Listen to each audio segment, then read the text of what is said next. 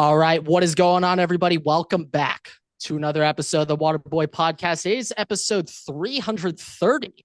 And officially, well, not quite yet. We're recording before this Vikings Bears Monday Night Football game. But the first weekend of a full football weekend has officially wrapped. Okay. What a weekend did we have, Grant? Yeah. Yeah. What a week. It's been too long. Okay, it has been way too long. Okay, since football season ended, my house burned down. Moved houses multiple times. Had you out here to come visit. I lived in Los Angeles for 3 months. Yeah, so many things. I sold my car and then didn't have a car for a little bit. You were for a time being, you were a bit of a migrant, just on the move, on the go. Yeah. Just a little bit of the paper bag and the stick type of stuff going on out of you for a bit. Yeah. But the off season, it is officially so far behind us. We are so into football right now. We can't even remember what life was like 2 weeks ago. We don't even know what that was. I don't know what it was a week ago. No, quite literally. No. I don't know. I mean, now we are legitimately, like, when it comes to college football too this weekend, like, I mean, this is just a weekend. This was a weekend of football. Next weekend, also major weekend of football. I just want to say these first 2 weeks, well, it was specifically this past week. But next week even included, take in as much as you can of this opening slate, because the second those bye weeks kick in, the witching hour has one less game. All right. So take advantage of these potential octo boxes in the early slate, because you're not getting them all year, Everett. You're not getting an octo box all year. You got, I dare I say, one more week, because it's starting week 3. No way there's a week 3 bye. But you're now so international, which removes a game out of that 10 a.m. slate. Yeah. But even worse, Everett, we need to stop doing NFL Plus for the international games. One more call to action. One more. I think this is a very important. Just stop international games, honestly. We also need to eliminate 2 Monday Night Football games. Next Monday, there's 2 Monday Night Footballs. There's not a Sunday Night Football game. That can't. 2 Monday night. No way. 2 Monday night, no Sunday night. So what's on Sunday night? Something. Hold on. We're not watching Sunday Night Baseball next week, Everett. What is on? What day is that Sunday? I refuse to believe they don't have a Sunday night. Everett, you're Sunday Night Football next week. Oh, I am? That's why I didn't come. This guy. You had me thinking they got rid of Sunday Night Football? It's funny because I also legitimately was just talking about how we play the Falcons next Sunday night. You're on Sunday Night Football. We were just talking about that too, how I have a primetime game next week before we started the recording. Yeah, okay. I'm just saying, that. There's only 3 games in the afternoon slate. I don't know. They said, screw you, we're still octoboxing. Oh, they're still octoboxing. Oh, see, Everett. There's 9. There's 9 early slate next week. A decabox? A decabox? What is the word for 9? Deca. It's deca. That's 10, I think. No, isn't that hecta? That's 7. Deca, hecta? Hecta's 6 or 7. Fuck. Wait, no, 6 was hex. Hexagon. Hex. What is hex, 9? Deck, oct. How do they even get a 9? No, 9th? 7 is sept. 7 is septagon. It's a septagon. Yeah, sept. So I think it's deca. Hexagon is 6. I can confirm that. I'm pretty sure. Shout out Mr. Sandoval, fresh in your geometry. Oh, deca is 10. What is 9? What is? Because octobox, decabox even rolls off the tongue. No, nope, that's 9? Not right, isn't it? Wait. It should be like a Latin root word. 9. Yeah. I would love if there just isn't a term for 9-sided, 9-figure things, and that just doesn't exist. Anyway, the point still stands, Everett. N-O-N, non, which I don't remember. Nana. No. A nonagon? Deca, Nona. Nonagon? Right. This is what, I'm not, there's a reason I'm not in science and I'm not This is a weekend of firsts, Everett. I remember learning that. This is DYNASTY sentiment. Yeah. Hey, there's a time for firsts. Yep. We will have the first Nana box on 7 hours of Red Zone starting next Sunday. Yeah. But Grant, like we truly were saying, a where were you moment. The first. Do you want to start with college? Do you want to start with the NFL? I feel like we have to start with the National Football League. College football, so we had some exciting things. We did. But the exciting part of the weekend, Grant, it was a great weekend for football and a great weekend for us. Last game has yet to be played.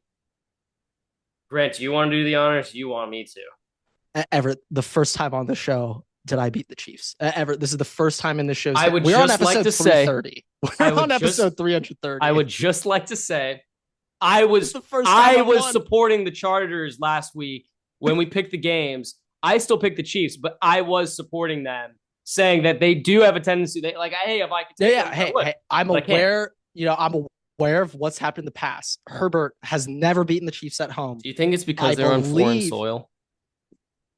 Well, that's why I'm also concerned. And also, I saw just an excellent Moneyball meme going around. Jonah Hill talking to the A's front office.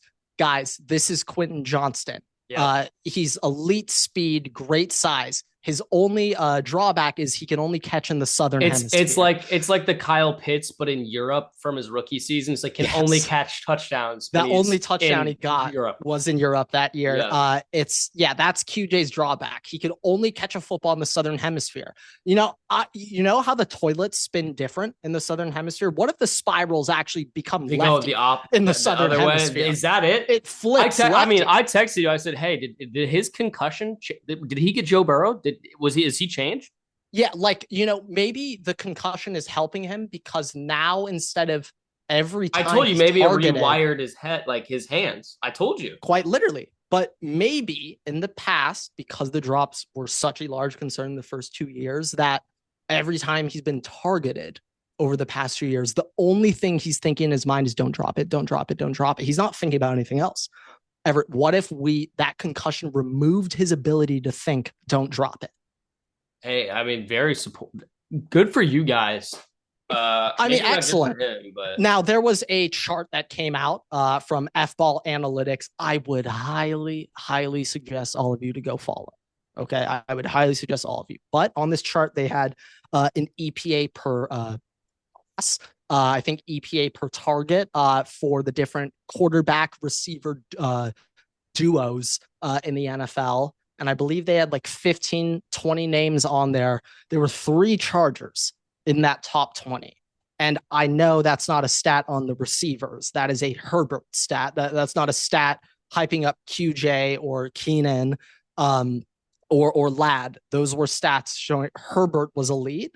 And moving forward, I was obviously horrified about this receiving room going into the season. It's just Ladd and friends. Like I was terrified. Super friends. It's the super friends. What it could be. Yeah. But it's the power of friendship, Grant. Hey, Justin Herbert can Superman us to a win. If man. I think last year Harbaugh was sitting there like, I'm not gonna make Herbert Superman us multiple times a year. Like it's crazy for me to expect him to Superman us 7+ games a year.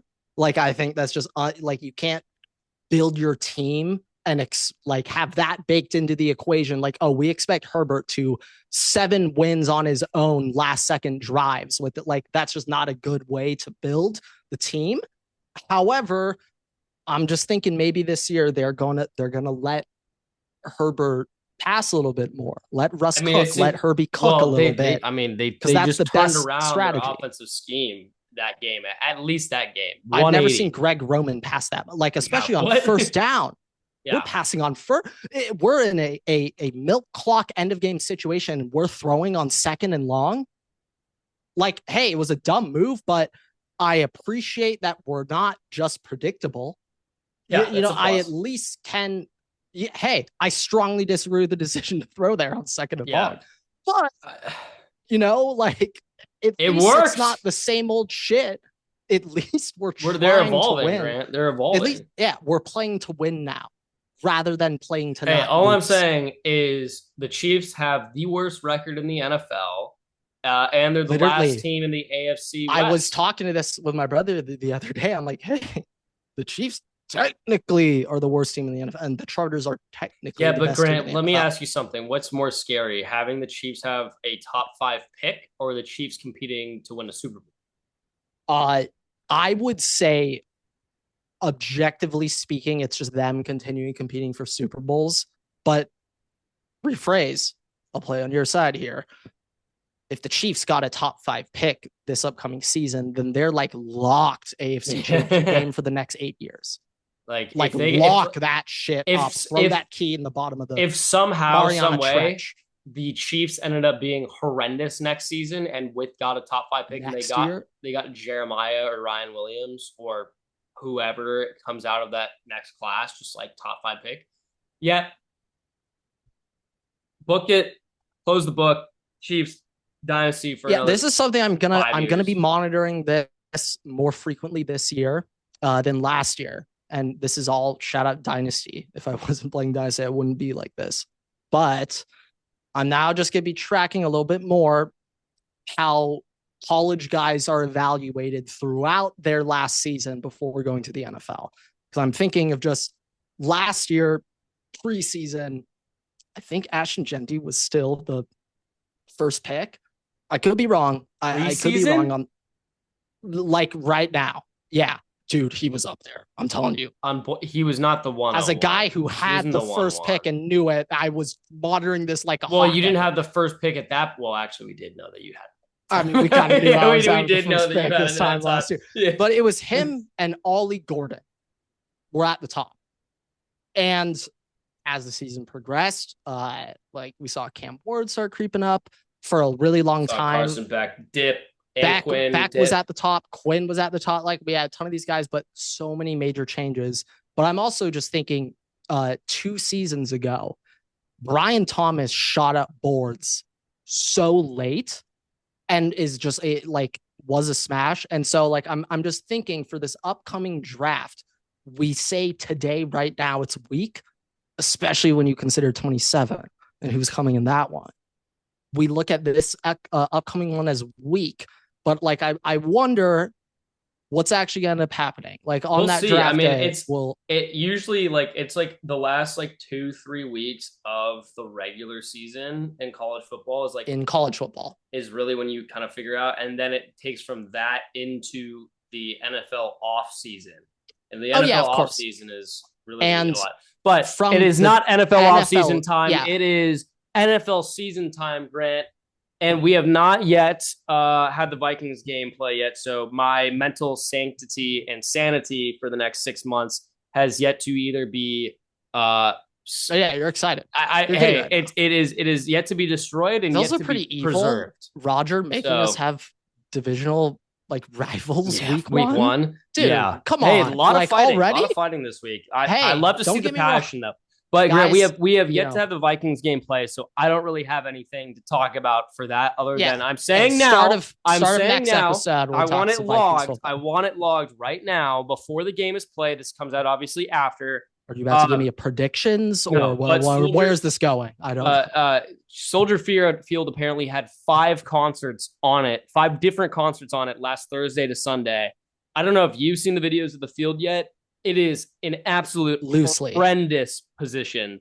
They're stamping in the dirt right now. There's patch. It's disgusting. So it's in sod father territory right now. Now, Everett, I'm not sure. Have you seen the Cowboys documentary recently on Netflix?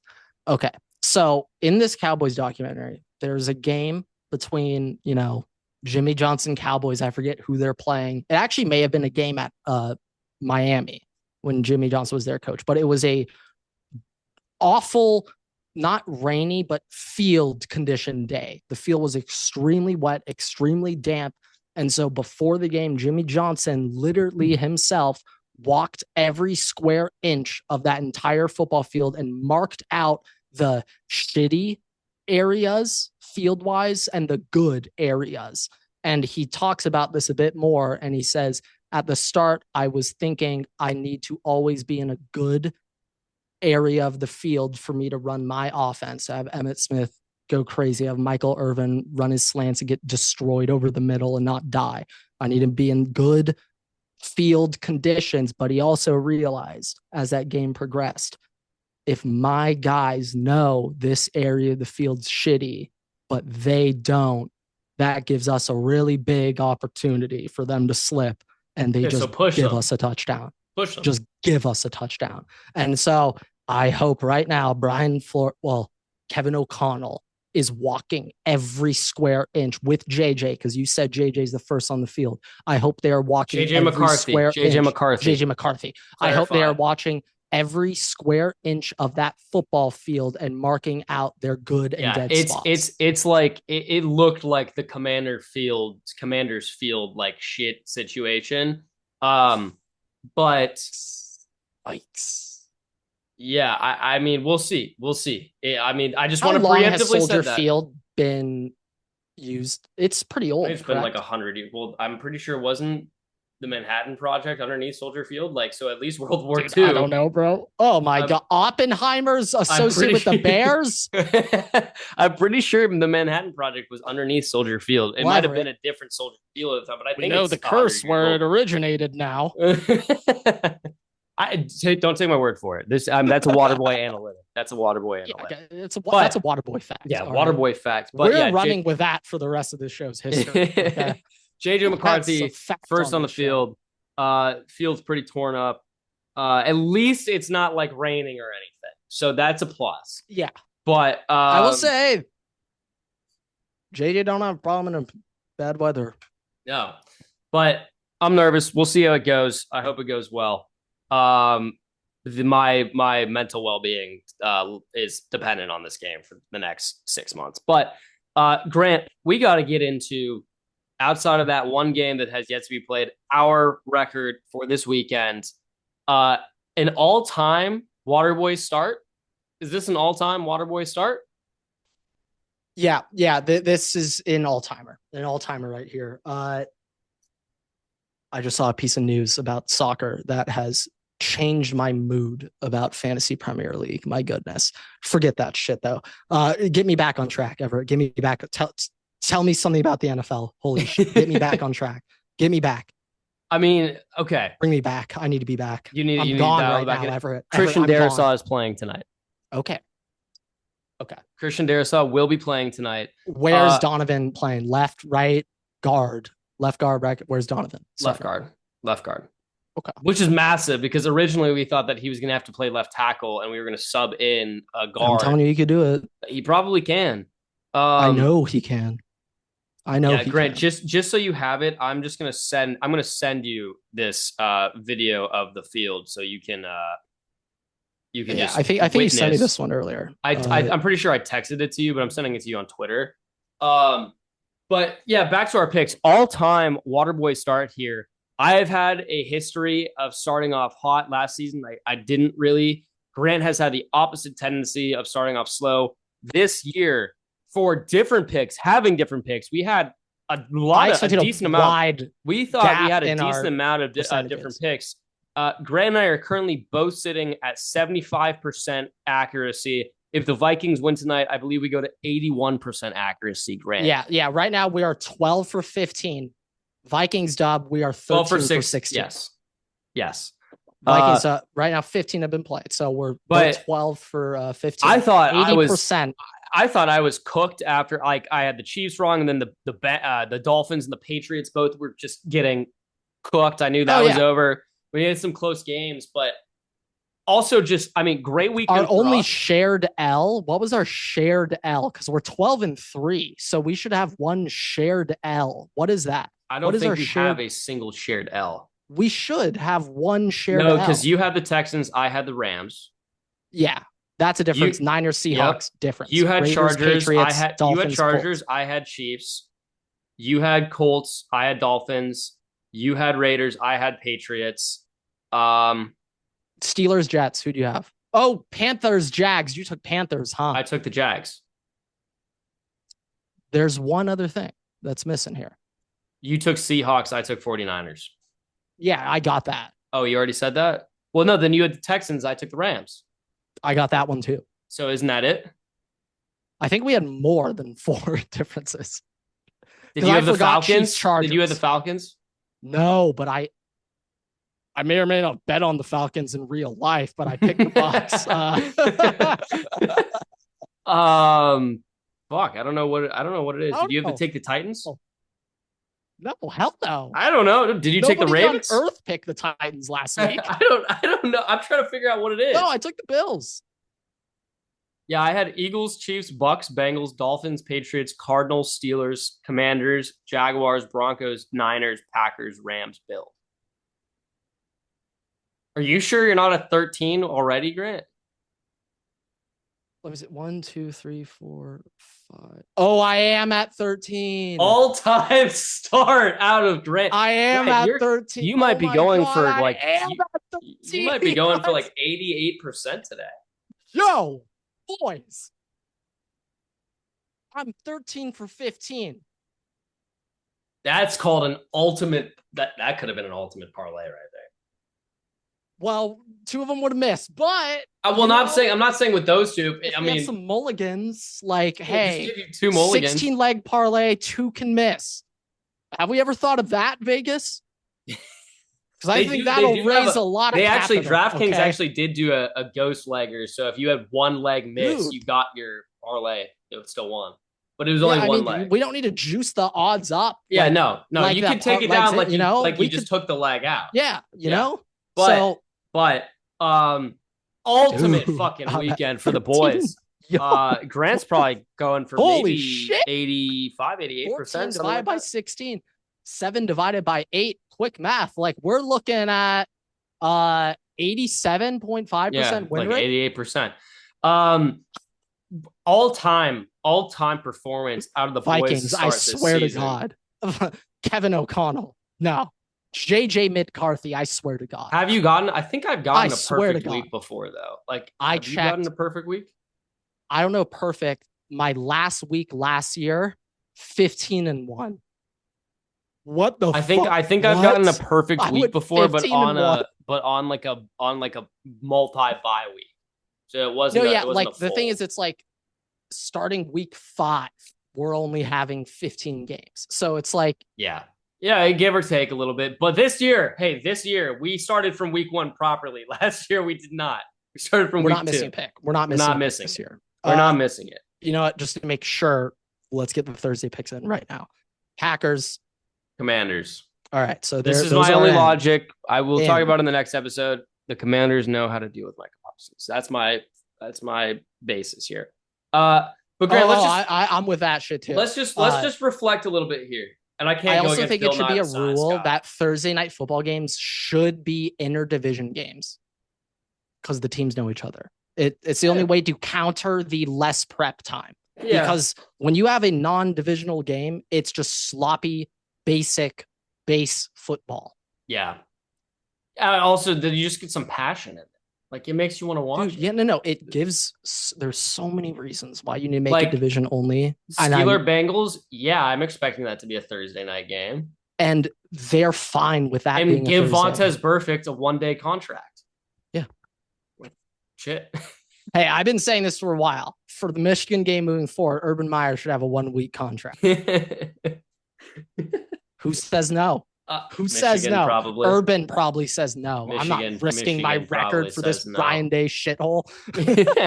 Okay, let's look at some games. Reflect a little bit. Like the biggest thing from this week that I want to comment on is like every single. We're gonna end with the game of the year. Every single one of these teams, doesn't matter if it's the Browns. Well, actually, I shouldn't say every single team. Besides the Dolphins, really, just besides the Dolphins. Every single one of these teams actually were decently competitive, and we had a lot of close games. Like the Browns, I know it's early season Bengals, but the Browns were playing well. The defense, especially. Hey, I was listening to arguably Myles Garrett kind of had the equivalent of like an immaculate inning. Yeah, he did. He sacked Burrow on 3 straight plays. Yeah, no, I know. The only other human, maybe in the history of Earth, that has sacked a generational talented quarterback 3 straight times in one football game was me when I sacked Miller Moss 3 straight times in a flag football game in 7th grade.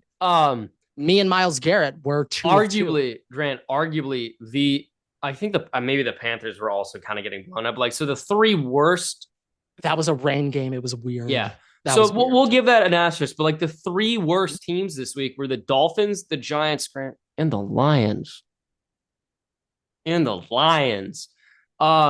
But every Real single quick, one, like before, because I know you got a lot of ammo on the Lions, kind of really quickly talk about the funeral of the Miami Dolphins, because that was the second most enjoyable thing I had over the weekend. Well, my greater point overall, third, actually, Michigan losing to Oklahoma. Boy, did that make me happy. My greater point overall was just that, like, all these teams, like, this is going to be really hard to figure out the vibes going forward, because all these teams that you normally, like, if you did a Survivor League, right, and you had to pick a game every week, I would be much less confident now picking against the Jets or the Browns. Browns with an asterisk because it was early Bengals. But and remember, no divisional opponents, guys. Throw everything out the window for those divisional those games. Teams, like in the Saints too, like teams we were expecting. Kyler had a Paul Pierce type of incident going on during the game.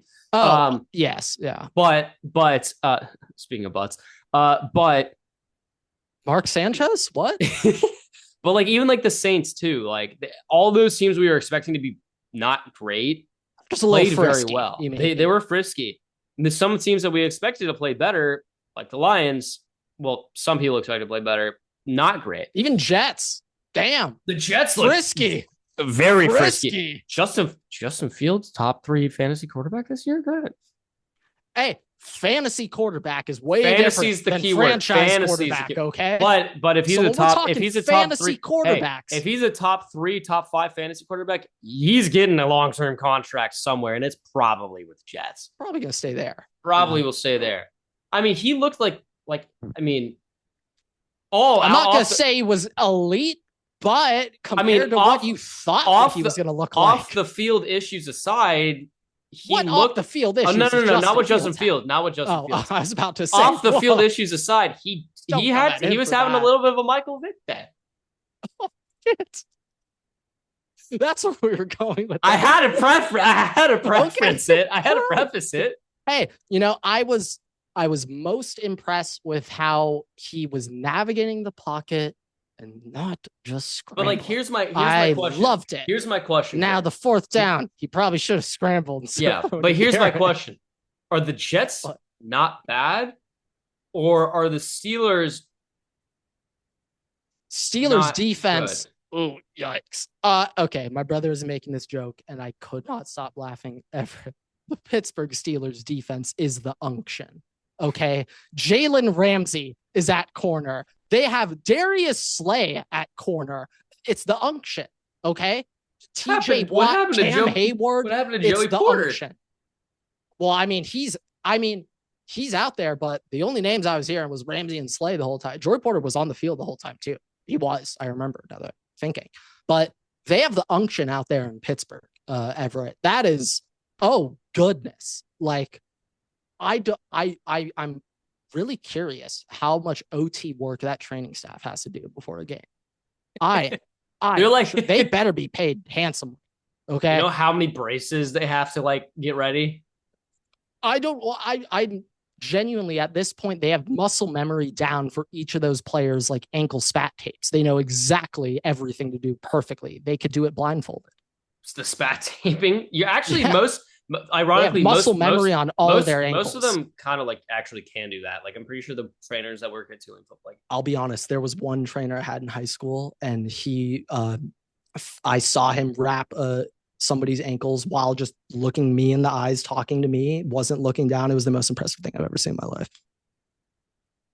Yeah, I mean, quite literally one of the most impressive things ever. I was like, oh my God. Like, and you're like cutting the thing properly. Like, I'm like, what the hell? What is going on? This is a work of art. The Steelers, or I mean, not Steelers, Chargers. Look into that guy. Like, I feel like as far as week 1s go, like, this is the most tightly contested overall week 1 that we've had. Like, yeah, Texans, Rams, tight. Niners, Seahawks, very, very tight. Titans, Broncos, Titans. So many survivor pools almost ended. I actually feel like this is the first year in a while where one of those 9.8 point favorites didn't lose. I feel like that happens every year. One of those massive. Also though, like usually it's not like they didn't lose, but it's also like they really easily could have lost. Dude, I think it was the first time in franchise history the Broncos won a game in which they had 4+ turnovers in it. Yeah. I mean, that was bad. Bo Picks was back, Everett. Bo Picks Nix. He was Bo Picks Nix. He was fully back. No, horrifying. But like, let's just go down the line here. Excellent to watch as a Chargers fan. But just down the line here, Grant. As a dynasty owner of both. Cowboys, Eagles, pretty fucking close game. Chiefs, Chargers, risky. Chiefs, Chargers, close game. Bucks, Falcons, close game. Bengals, Browns, really close. Bucks, Falcons was a banger. All right, dude. Yeah. Big Penix energy, getting that rushing touchdown. I can't help but think I was sitting there a little giddy when I saw that. That made me happy to see. And I mean, Emeka Egbuka breakout. I didn't think it was going to happen this early. I have never watched Emeka Egbuka play a football game in which he was the best wide receiver on the field ever. In my time, I've never seen him play a football game in which he was the best receiver on the field. I've never seen it. Everett, is he the best receiver already on the Bucs though? I can't believe I'm saying it. Is he? Like I don't want to put this on him already because it was week 1. But is he? Like, help me out here. I mean, I don't want to be biased. I don't want to be Ohio State on it. Like, I feel like it's week. You gotta give it a second. It's week 1. It's week with Chris Godwin's coming back. We'll see how the usage changes, but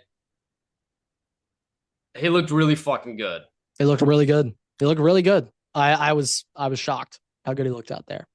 He was probably the second best Ohio State receiver yesterday, I would say. Behind JSN?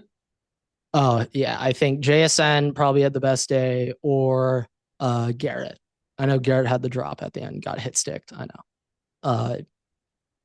Garrett had a pretty fucking good day. Like, minus good day. Marv. That didn't sound enjoyable either, though. Marv finally got his touchdown and his big 40 plus yard catch. We've been waiting patiently on that. And I'm forgetting one other. Hey, Olave, I know you got Bangkok popped by Will Johnson. Oh my God. We need a free Olave. I've never ever. We need a free Nico Collins too. I've never seen Brian Hartline live tweet about his former receivers in the NFL until Olave. Brian Hartline could not shut up yesterday, saying, "What are we doing? Like, what are the receivers doing trying to block for him? Why are we throwing screens to Olave and getting him?" Like, this is Brian Hartline tweeting this. I was like, oh shit. I've never seen Brian Hartline try to backseat coach. I've never seen this out of him. So I think clearly, Everett, the way I interpreted that. Now, this is me theorizing. I believe right now, Ohio State, when they're trying to get a new wide receiver recruit, Brian Hartline texts the boys, and by the boys, I mean Garrett, Terry, Olave. He texts them all, add them to the group chat. I'm convinced that's what they do. I have two. I mean, I know we're talking about the Ohio State boys right now, but I have something pressing for tonight. Just to have this out here beforehand. Two things. All right. Vikings have downgraded Adam Thielen's contract, salary cap hit to just $4.5 million. So first thing. Second thing, this is more important. The Vikings have won 8 out of their last 10 games versus the Bears. The last 2 that they have lost by less than by 6 points or less. What's the spread on this? You give me a pick here. This is minus 1.5 spread this game, but in favor of the Vikings. But I'm more so just saying last 10 games, Grant. The Vikings have only lost 2 of them. One of them they lost 10-12. The other they lost 27-33, and that's when Nick Mullins. I'm pretty sure one of them was when Nick Mullins was starting. I will just say, over the past 5 years, which those 10 games took place, one of the franchises involved was good, and the other was the Chicago Bears. So I'll bring up that one caveat.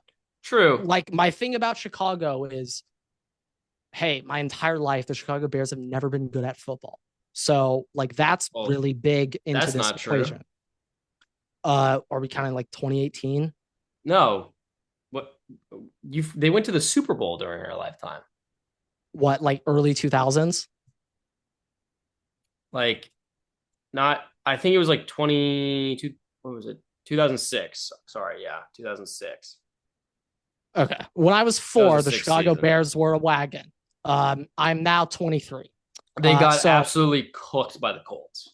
Just like the Chargers. Go figure. But I have known my whole life the Bears are mediocre. They're the only team without a 4,000-yard passer. So many bad karma things, and they invented the atom bomb with Oppenheimer there. So many negative karma. Hey, is there any other games? Is there any game specifically like you do want to talk about? I do think it's important. Bills Ravens game of the year. I know, but I do also think it's important to talk about the Lions Packers a little bit, just because of the implications it has for the Lions. They looked horrendous. They looked horrible, Grant. Yeah. No, Lions. They looked deplorable. It was like fully back to holy shit, a Dan Campbell offense. It's like Sam Laporta's leading the team in receiving yards. I'm checking this right now. I'm gonna assume David Montgomery out-carried Jahmyr Gibbs, not out-touched Everett, out-carried Jahmyr Gibbs. I expect he's going back to like Motor Cities. Yep. David Montgomery out-carried Jahmyr Gibbs. I unfortunately, they are like back to Motor City. Oh my God. Jameson Williams, 4 catches, 5 targets, 23 yards. Hey, that's your how much money that they just extended him for? How much money? Jamo should never have a target that is under 10 yards air depth. Never. Ever. His average depth of target should be 23 yards downfield. If it's not, it's coaching malpractice. Okay. Oh, yeah. You know, it's really concerning when Isaac Tesla is catching the touchdown. That's really concerning, Everett. That's really concerning. Yeah. Also, just by the way, Jahmyr Gibbs, 9 carries for 19 yards. Yeah. That's horrifying. And I'm seeing he had a long of 14. So, minus the 14-yard carry, Everett, he was 8 carries for 5 yards. Also 10 targets. He had more targets and more receptions than he had carries, but like attempts. So watching how shit the Lions are, does that make you more scared about the Chicago Bears? No, it makes me feel like the Lions are going to be in last place in the NFC North. Hey, I was joking with this with my dad the other day, but we may need to speed up this over-under. I was saying over-under 2.5 years till the Lions are back to paper bag over the head. Are we send the line under, Everett? Because, you don't need to remind me when we need to hate on the state of Michigan. You do not need to remind me. Whoever their OC is might get fired by midseason. He should be fired by their week 5 bye. I don't know if they have a week 5 bye. I don't know who you replace it with. October. You're also not like my dream. Well, actually, I don't know if this is worse for you. Tell me if this is worse or better. Is that for you as a Vikings fan? Correct. Yeah. Like the Lions suck without Ben Johnson, and Ben Johnson sucks without the Lions, and it's like a Josh McDaniels situation where like they can only be good when he's on the Lions. But then that means he's back on the Lions. That's what I'm saying. I don't know if now I'm more concerned that he's on the Lions. That's what I'm saying. But that technically is best case scenario for at least the next like 3 years. I think you would take that reality. I think you'd still take it because it takes Ben Johnson on the Lions. Years. Ben Johnson back to the Lions does not guarantee Super Bowls for them ever. Yeah, it's at least like a 3-year period too. It makes them really good. It makes them really good, but it's not like Josh McDaniels Patriot. That's Super Bowls, So it's like I think you would take that reality, it doesn't work out in Chicago, he's back as OC as the Lions. I think you would take that scenario. But I saw somebody say that because it proves like, the Bears honestly, are truly well. It doesn't prove the Bears are unfixable. That talks more about Ben Johnson than the Bears. Jalen Johnson is inactive for the game tonight. Oh, that's the Isn't that like the only DB on the roster? Tyreek Stevenson. Oh, is he the one who was celebrating? Yep. For the Hail Mary? All right, so it's not good if that's how we know you. Yeah. Yep. Is Jack Mack a Vikings fan? No, Jets fan. But he loves JJ he's currently McCarthy. wearing. He loves he's JJ wearing McCarthy. a McCarthy Vikings. He loves JJ McCarthy. Okay. Those were kind of some other ones. But okay, we got to talk about Ravens Bills, and then we can talk about some college football and then wrap. But Everett Ravens Bills. Sorry, Josh Allen's the best. Josh Allen's the best player in the NFL. Yeah. That dude is truly on a Josh Allen. Do you think that solidified? Because I know Lamar technically had a better statistical season last year. No, you think cannot possibly tell anyone with a straight face solidified the MVP. You cannot that solidified the MVP debate from last year. Yeah, confirmed that it was right. So let me put it this way. I watched like the first couple minutes of the first quarter. I had to leave to go do something. So I watched the first couple minutes. I saw them go up 7-0. I left. I checked my phone. I saw them down 7-17. Yeah. And then I was still doing stuff, and I came back in the fourth quarter, and they were still down. I just had the game on in the background. I was doing some stuff, and it was like maybe 7-8 minutes left. So like before they really started like the whole comeback. Yeah, that fourth quarter. I mean, the last like 8 minutes or the last 5 minutes of game time were just oh my God. 4th and 2s. The tip pass touchdown like some of it was luck. So much of it was luck. Okay. But so much of it was like, damn. Dude. But hey, it's just getting in those big moments and then just going and delivering. That's how you start off with a team of destiny. That's what you start off with a team of destiny. Hey, the Chiefs lose the first week. Helps a lot. The Chiefs lose the first week. Bills have a crazy comeback like that over the Ravens. Those are your two threats coming out of that conference as a whole. So I have a stat for you, Grant. This season, Josh Allen is on pace for 4,573 yards and 51 touchdowns if he only plays fourth quarters. Shut up. No, it is not. Really? I didn't do the math myself, so put it as a Waterboy analytic. But I think it adds up.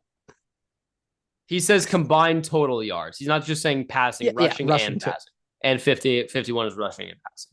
Yeah. But 4,573 and 51 touchdowns. Yeah, I mean, the thing about Josh Allen is you can guarantee he's going to be one of the top quarterbacks in the NFL for the next 4 to 5 years. I think Everett, we can safely say he will be. But the thing is, Everett, if Josh Allen's going to continue being a top quarterback, somebody's going to catch the football for him. I don't know who that is, but somebody's going to be catching the football. And that answer is Keelan Coleman. The Keelan Coleman breakout, it is here. It is officially here. I am full go, wheels up on Keelan Coleman.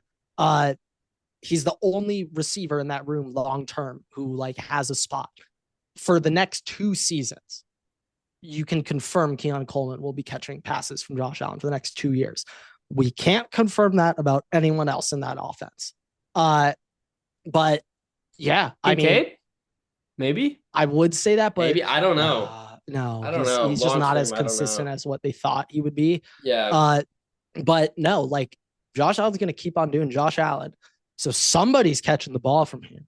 And like last year, Khalil Shakir was like the 3rd most efficient receiver in the NFL. Everett, you think that's a Khalil Shakir thing or a Josh Allen thing? I would bet my money on it being a Josh Allen thing. What if it's a Joe Brady thing? Well, that's the thing. Well, let me tell you about Joe Brady. Hey, another thing though. What has Josh Allen had that some other elite quarterbacks haven't had? Continuity at OC. Well, sorry, breaking news. Christian Darrisaw is not playing tonight. Donovan out to left.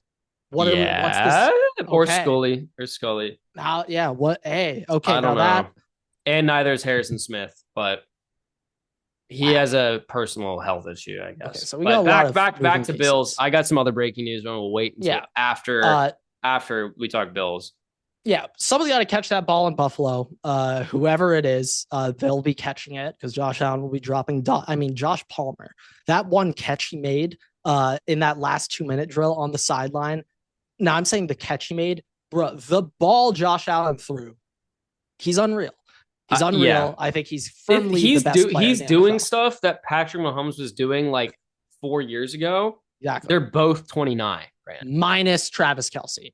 But I'm saying they're both the same age. Well, like that's what makes it more impressive because Mahomes still does Mahomes stuff, but it's not like old Josh Allen's doing what old Mahomes was doing.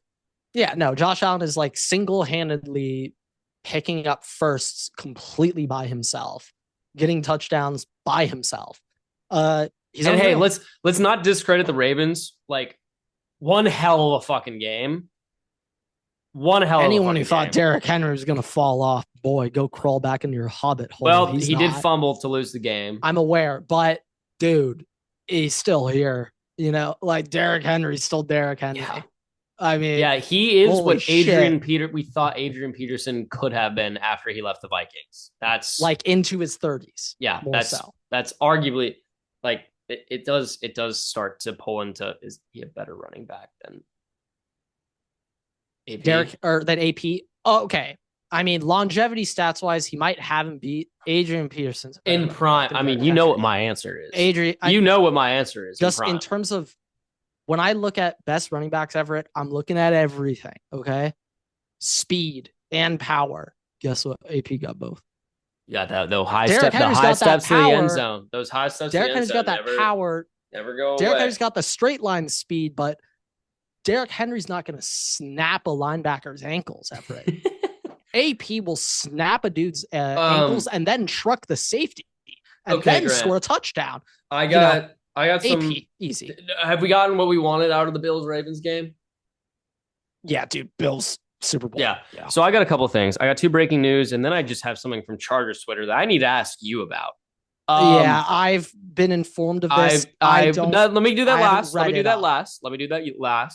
Don't read it because I want to bring it up. I'm going to be unaware. Okay. But first thing, George Kittle out for multiple weeks, and Brock Purdy apparently bruised his toe and hurt his throwing arm or something like that, and might also be inactive this week. In which case, Mac Jones will be QB1 for the 49ers. All right, I'm reading this quote right now. In this quote, it says 49ers, #49ers thanks rap. #49ers quarterback Brock Purdy suffered a left shoulder injury and a toe injury.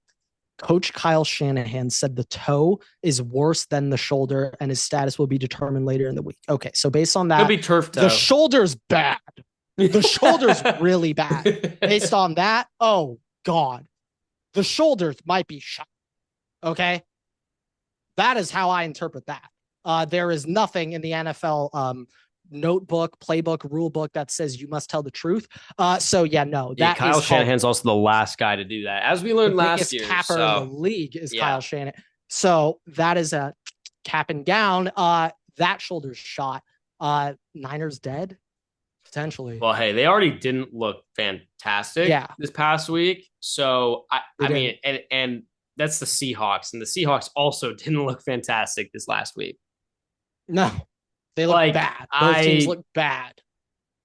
The NFC best as a whole wasn't really impressive. The Rams are probably winning that division, but they legitimately, I wasn't impressed by any of them really. Yeah, I mean, obviously the 49ers and Seahawks played each other, but it's like every single one of those games was not like a blown me away. But the best team out of all of them was probably the Texans that they played, and the Rams obviously won that game. So, fair. But Grant, getting into what I had a question for you, and then we'll do college football and wrap up with that. I have been informed that 2 Chargers fans have been beefing about their homes and are now going to fist fight tonight at 7:30. Can you confirm, deny? I skimmed by something referencing this while recording this show. I've not dived into any of this, so I don't know. I'll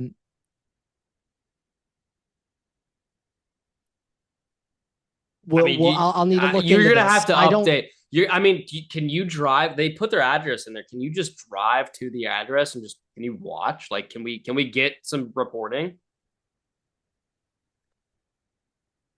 Oh yeah, it's going down, Everett. It sounds like you've got some more insight Everett, into it's going. Everett, it's going down. I'm currently monitoring the situation. I don't want to act rashly right now. I don't want to act hastily, but there should be some sort of unsanctioned match between Chargers fans within the next 45 minutes. Yes. Unsanctioned. Keep that in mind, Dana White. Okay. Relax. Okay. Relax. Unsanctioned. But yeah, I think that's going to wrap up the NFL week 1. Great week on the slate, and we should have, well, the field might make this hell for our eyes. We'll see. We'll be determined. Okay, into college football and what we'll wrap up today. USF G5 team 2 beats. Very big for Tulane. It doesn't surprise me that they do always play up regardless. We've seen it when they played Alabama often. So not a big surprise to me. And the boys. I do think good for them. I want to press the brakes a little bit. Boise State, we kind of knew wasn't going to be the same. And Florida has Billy Napier. So I mean, we gotta I think you muted yourself. As the Ohio State fan in the room, I would love Billy Napier to stay at Florida. I had this realization recently after I saw like Miami get a big win the other week and Florida State getting a dub. I was sitting there and I just realized, well, ironically, Everett, one of the biggest beneficiaries of the fall of Florida football has been Ohio State. Since Urban Meyer left Florida and went to Ohio State, many of the top recruits from Florida have gone to Ohio State rather than Florida, Miami, FSU. Yeah. They've been picking Ohio State and Georgia and Bama. They've been picking us 3 in Clemson. And a lot of that has been because Miami, Florida State, and Florida weren't good. Now, Everett, if those 3 schools were good, Jeremiah Smith is probably a Miami Hurricane. Yeah, I would agree with probably. that. Probably. And so with that in mind, I, as an Ohio State fan, I am hoping the worst for every university in the state of Florida. I truly hope the worst for you because your players are really good at football. Really good at football, Everett. Those boys from Florida are different. So I would love to continue getting those guys to play for Ohio State. South Florida Express, that 7-on-7 team, they're called South Columbus Express. I'll tweet that out once a month. And the founder of South Florida Express always likes it. So I know they know. I know they know. So I will keep on pushing out SFE propaganda till the rest of time. Don't get it twisted. But yeah, the University of Florida, Everett, I can't believe I believed. Disgusting.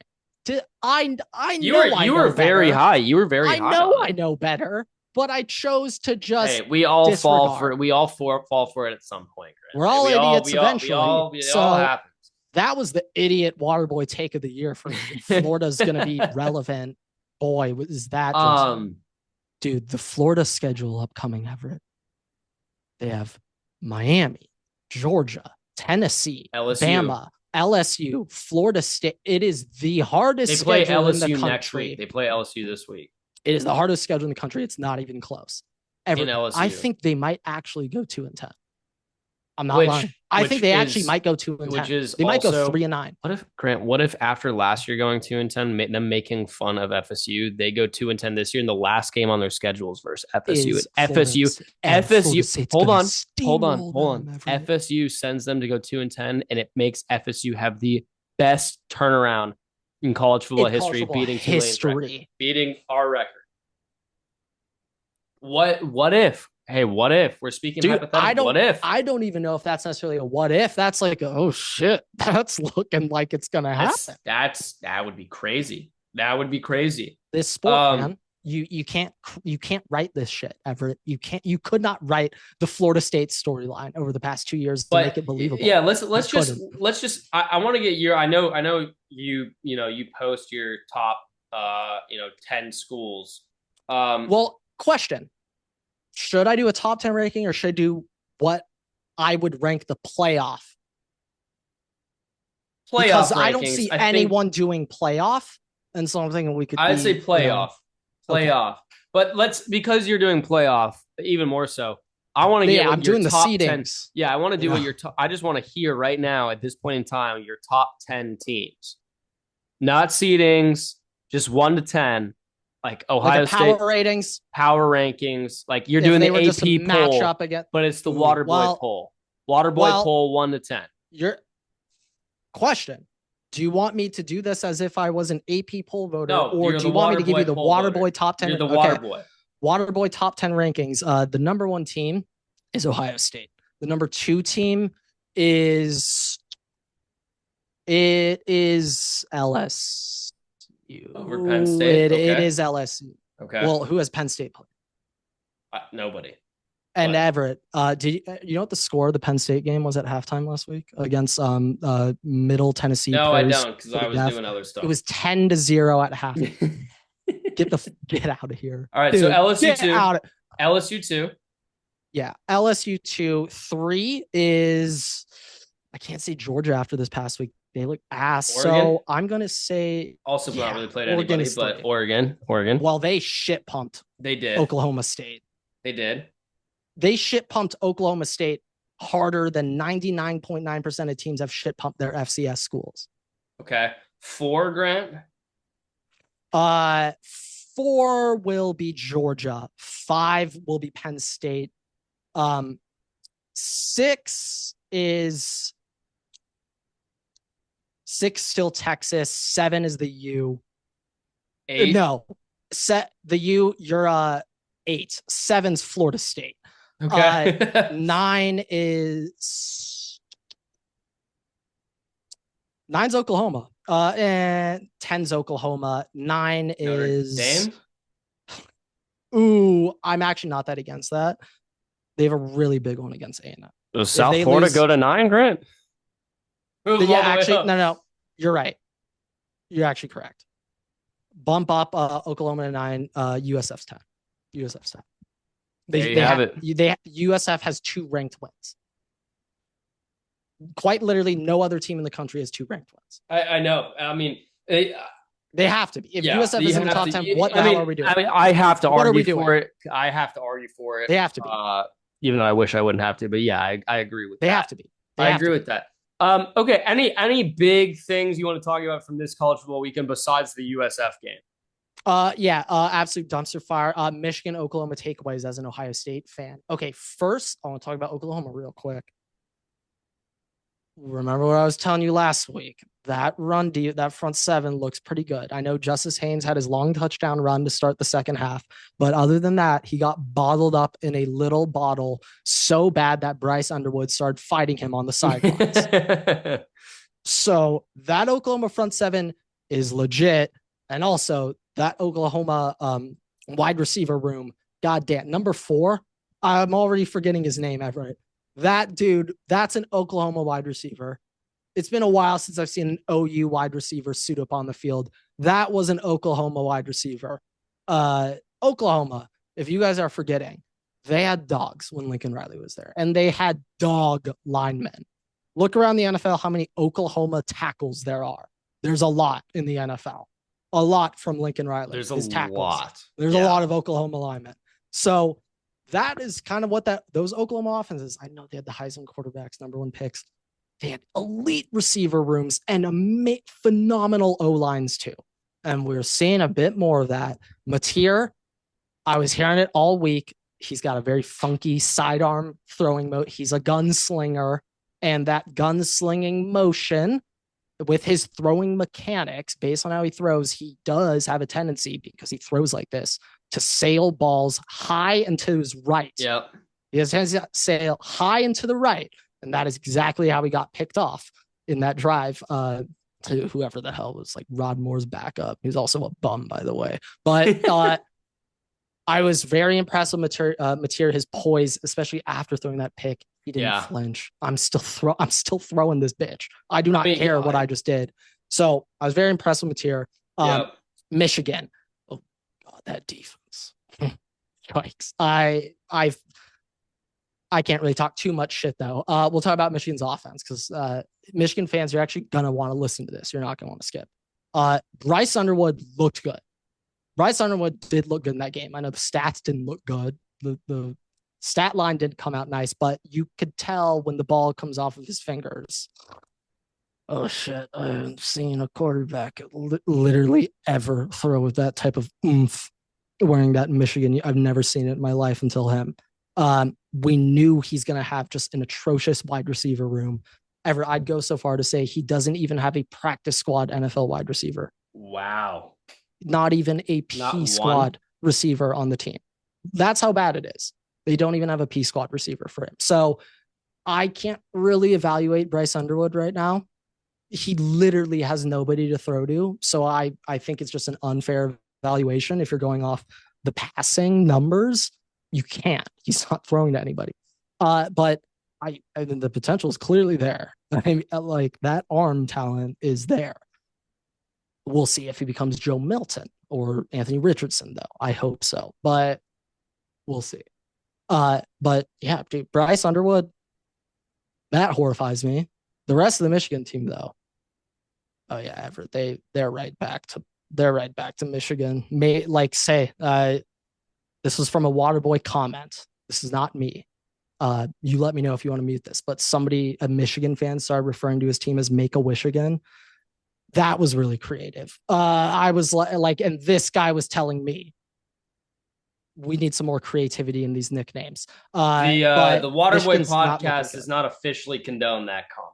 Michigan's not looking good. They look like they're back to 6-6 Rich Rod Brady Hoke days. I mean, Sharon Moore, that is the pun. I mean, you're helping them by suspending Sharon Moore the next 2 weeks. You just helped. You know who's coming through.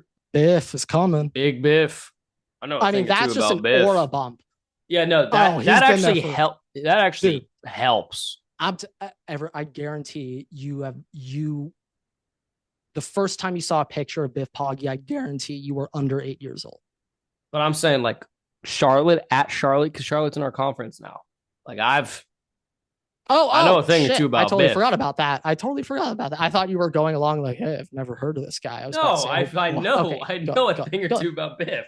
No, yeah. I mean, he's an absolute legend. I hope he wears the cutoff, like the shredded cutoff. Like too. Wink? How Wink's wearing it with the Under Armour and the cutoff sweatshirt. Well, no, he just has like it's a sleeveless. It's a guns sleeveless. Out? It's a sleeveless thing, and he has a whole rip down the side. Like, but is he wearing no sleeves? Look at the picture. Like I sent you a picture earlier today but it's not a tank top. It is a tank top, but he has an undershirt on. Does he have guns out skin? There's a big difference if he has guns out skin. I think it's guns out skin. I'm pretty sure there's no undershirt. Did you send this to me? Where do you? I think I just texted it. I can't find it. Okay. I think I just texted it to you. Give me 1 second. Let me find this. Like, I'm pretty sure there's. Oh my God! There is skin. Oh my, Everett! I didn't realize. I told you. I didn't. Okay. Just this is a bump. Everett, this is a bump. Just for everybody watching. Bump for Here you go. Just for you to see it. There you go. I mean, that may, other than the picture of Coach Fritz when he was a player, that might be the most football guy picture I've ever seen. Other than Coach Fritz with the mohawk. I mean, what are we talking about? Yeah, if I'm Nebraska right now, I am horrified. I get him the second week he's with the program. Oh yeah. Yeah. And I think it's for the next just 2 weeks. It's 2 2. Okay. Nebraska's the second game. There. Yeah, no, we're getting a little poggy action in here, boy. Okay, that's exhilarating. That makes my hate watches so much more enjoyable. But yeah, I mean, excellent hate watch this past Saturday. Yeah. Do you have anything else generally? For a recap, no, that's kind of it. Is there? Oh yeah, Clemson. Just yucky. Also, really disappointed in myself for believing in Clemson. I'm just traumatized. I'm still, if you couldn't already tell, Everett, I'm still recovering from what Clemson did to me when Urban Meyer was my coach. I've not recovered emotionally. Oh yeah, I know. So you got to take that with a grain of salt. I'm still recovering from that. It was a fumble. It was a scoop and score. Take it out on the refs too. Like that's on the refs too. But it quite literally though, Everett, it was on the referees. Yeah, this is why we hate referees. But with that, it is time for Vikings football. So thank you guys so much for watching, listening, rate us 5 stars. You can find us on Spotify, TikTok, YouTube, Twitter, and on Instagram at Waterboy You can follow me around on Twitter at Everett6 and at Waterboy Grant. Post new episodes every week on YouTube and all podcast platforms. Make sure to subscribe, turn on notifications so you don't miss a single episode. We also post exclusive content on TikTok and on YouTube as well. So make sure to check us out. Sorry, Instagram as well. So make sure to check us out there so you don't miss anything else. And with that, we'll see you guys in the next episode. Waterboys out.